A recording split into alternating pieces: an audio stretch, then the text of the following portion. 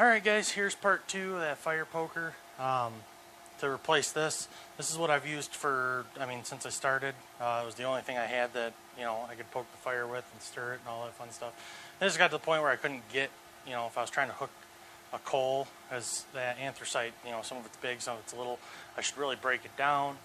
But instead I like to move it to the edge after it burns down a little bit, scoop it in the middle. And this worked great for my other forge because it was kind of enclosed and stuff. With that other one, it's kind of hard to hook stuff. So I went ahead and started that. If you haven't seen the first one, I'll probably try to put a link in the description there. And you can see how I make the handle on this one. So let's go ahead and get that handle made and finish up this fire poker. All right. Just like with the head of this, I'm going to go ahead and do taper and a point.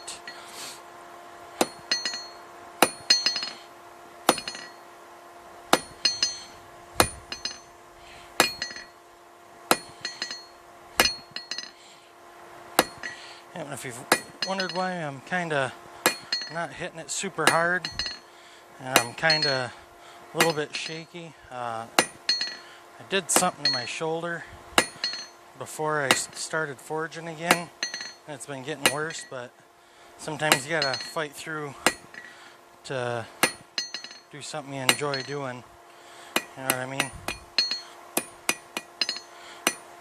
I probably could use a lighter hammer, but gotta keep the video short. Alright, I am going to go ahead and cool off the part I'm holding on to.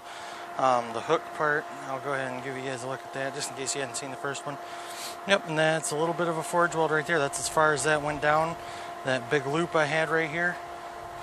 I tried to reef on it a little bit. Seemed to work out pretty well. But I'm going to go ahead and cool off this end so I can hold on to it, and we'll get back to doing that. Alright.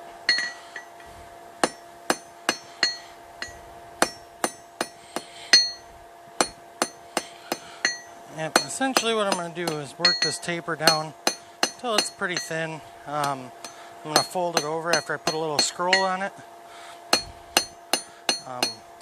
Doing a little scroll when I was in high school, that was one of the things we had to do on a coat hook.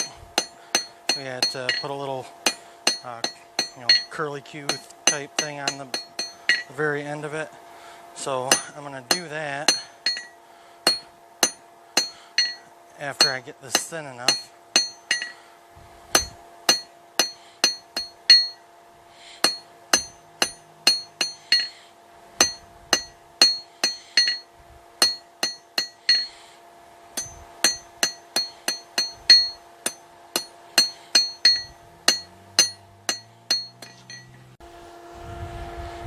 Alright.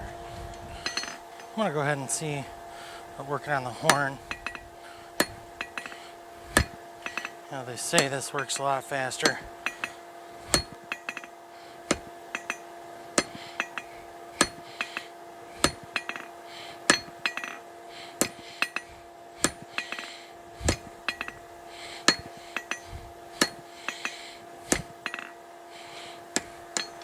This seemed to work a little bit faster, I guess.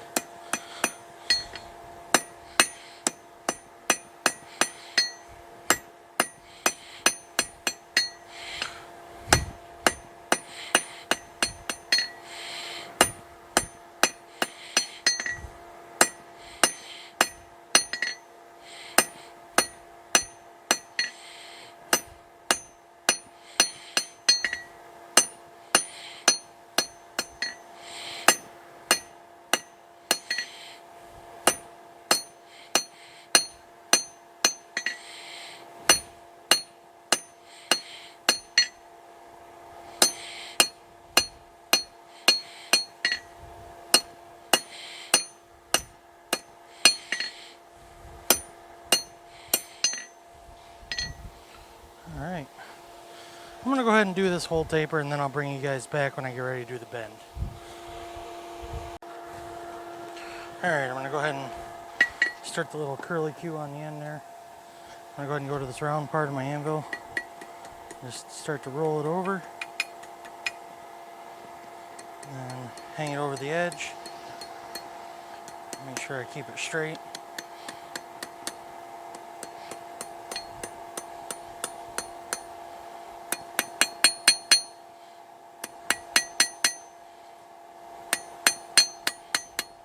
think it's been too bad. Now I'm going to go ahead and get this hot. I'm going to bend this right over here, so it'll give me a nice little short poker there. So let me go ahead and get that hot, and then we'll bring it in for that last little bit. Alright, I'm going to curl off, or cool off that curl there over the horn of the anvil here. Just try to keep this bar straight and in line. Maybe use this a little bit.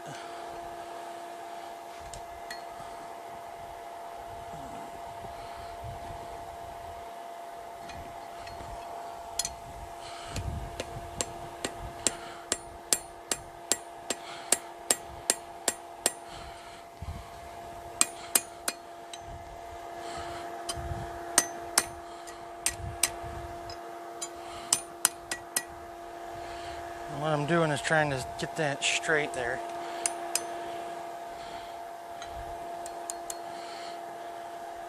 I'm going to go ahead and get that hot and see if I can open this up and move it down just a little bit more. Alright, so I'm going to go ahead and... This is another spot where using parts of your anvil will help. So I might have to open this back up to get that rounded.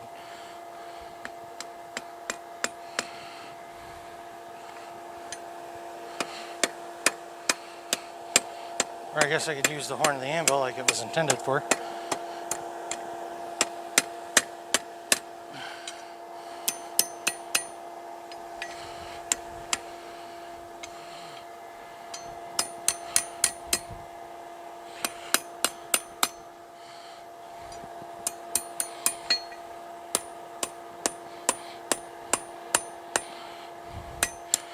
You just gotta sit there and mess with it until it's the way you want.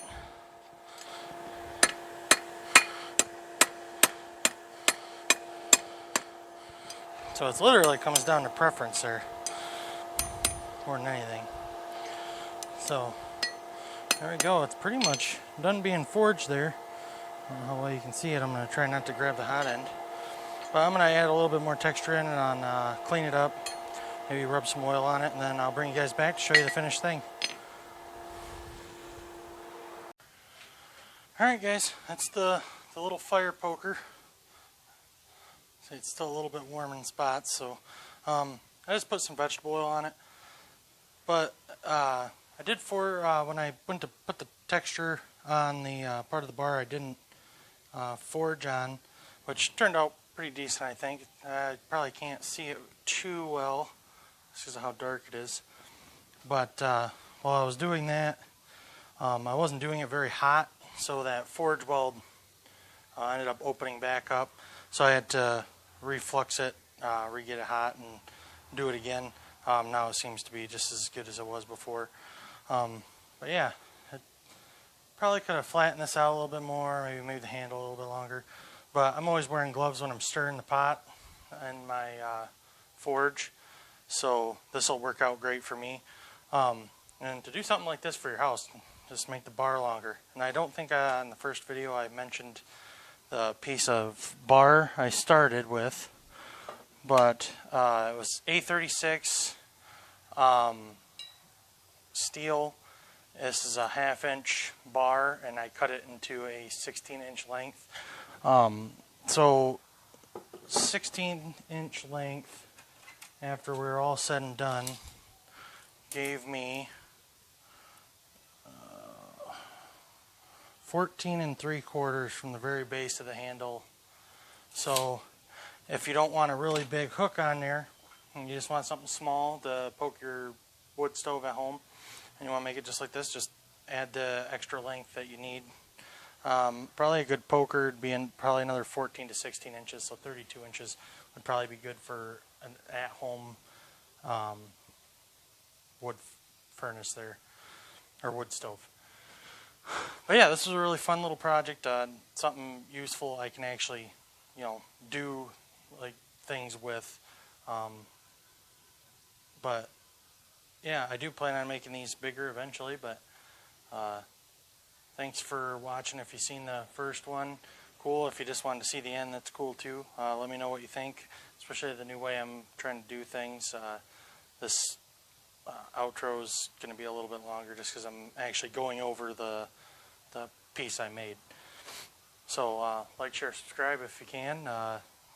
If you know somebody who's interested in this kind of thing, point them my way. Let them know that even a newbie can make at least something sort of neat. I think it's neat.